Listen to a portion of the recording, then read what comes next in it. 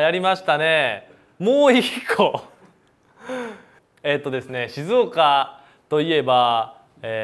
熱海の花火大会がありますよね。で花火にまつわるじゃあ雑学なんですけど、花火って打ち上がった時にヒューっていう音鳴るじゃないですか。あれって多分空を切ってる音が鳴ってるって思ってる人いると思うんですけど、あれ実は花火玉の中に笛が入ってるんですよね。その笛が鳴ってヒューって音がするっていう花火の雑学でございますはい、こんな感じで、これ多分知らなかったと思うんですよね。はい。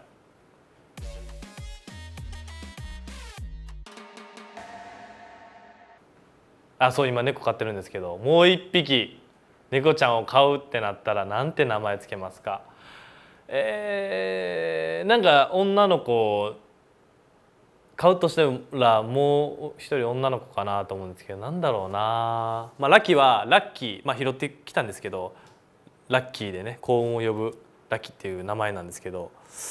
なんだろう、難しいな。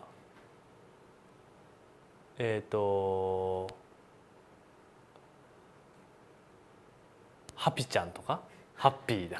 幸せハピちゃん。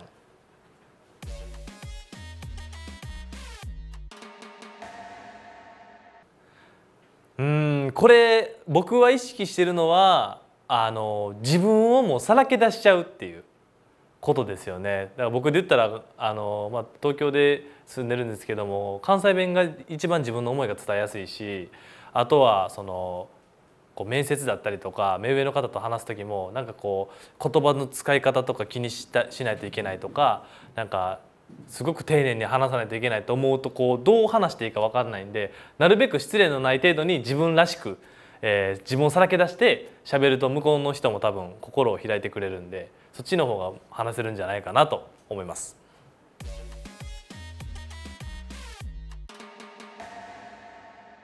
他人を思いやる心、メンバーもそうやしスタッフさんもそうやし、僕らでいうとファンの人もそうやし、そういう人たちの目線に立って物事を考えることができると、自分たちがやるべきことっていうのがおのずと見えてきて、グループをいい方向に持っていけるんじゃないかなというふうに、グループのリーダーでしたらと思います。はい。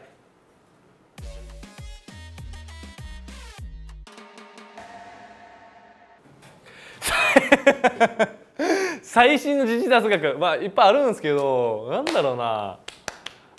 みんな家にいることが多いと思うんですけど、じゃあパジャマの雑学。パジャマって実はインドの民族衣装から着てるって言われてて、その民族のインドの民族の方が着てたのがパジャマっていう服らしいんですよ。それがそっからパジャマってきてる諸説あると思うんですけど、僕が調べたらそう出てきましたよ。だから皆さん着てるのはパジャマです。はい。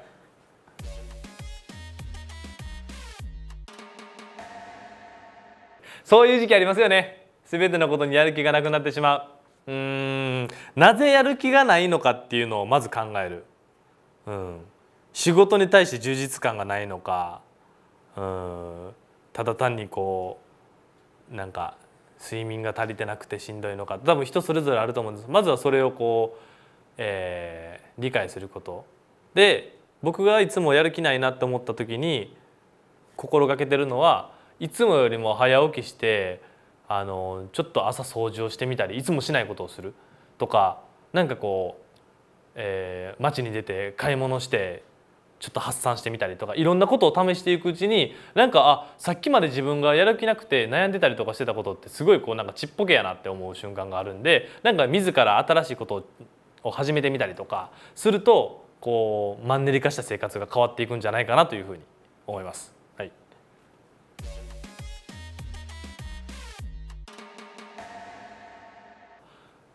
僕は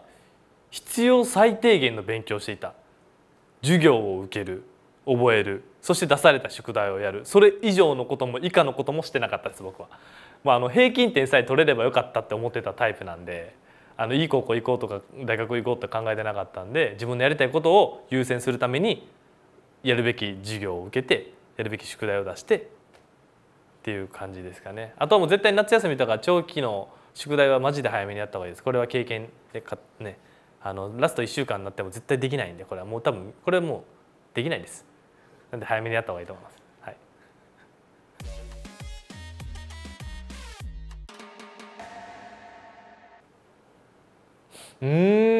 誇れるとこ、静かなとこ誇れるとこなんて逆にあります？僕もあんまもう関西って大阪なんで、その人との距離感は近いんで、なんかこう街歩いててもなんか「お兄ちゃんなんか派手やな」とかっていうね、そういうとこでもしかしたら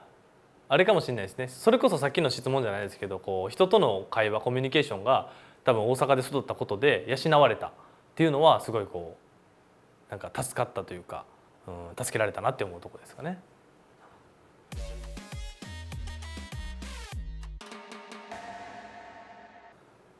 全部一緒に回します。この間メンバーに驚かれたのは、僕帽子も全部あれ入れますからね、洗濯機に。ほんじゃなんか帽子の形がなんか上がったらこんなんなってて、ちょっと使えなくなっちゃったっていう、それぐらい僕結構ズボラなんで一緒に全部洗濯しちゃいますよ。はい。